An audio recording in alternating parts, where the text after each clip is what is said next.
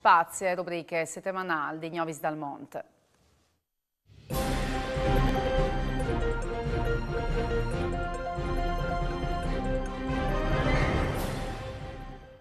E viaggi che sta appuntamento con Gnovis dal Monte, fevelande inaugurazione dal NUF Fogolar Furlan di Inghlettiere, Wiener spassata, Welling in dall'Essex, a pochi smis di Greenwich è stata vieta la nuova chiesa dai Furlans di Inghlettiere, dopo che l'anno passata gli è stato disfatto il Fogolar di Londra per via delle pandemie ed è tornato in Italia dai Furlans per via del Brexit.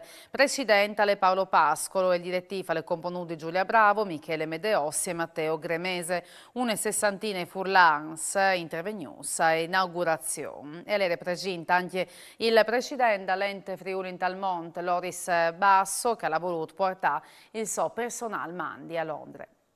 Allora, intanto mandi. Soprattutto le BLVO che poi ritorno in italiano, soprattutto le BLVO di tante gioventù.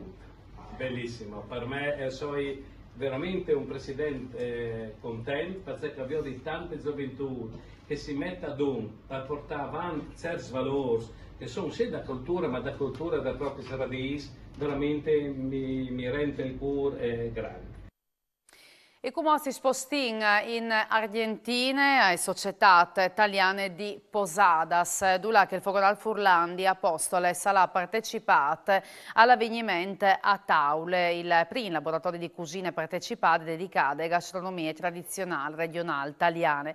E proprio dal Friuli le partite il primo incontri con Roberto Cleva e Blanca Cappellari a da dimostrazione e preparazione di due plats Furlans tipics, la polente e i crostui, che alla displeata Edoardo Cleve, presidente del Fogolar, che in Argentina si prepara in di lungo l'anno in ogni occasione la che si celebre una fiesta.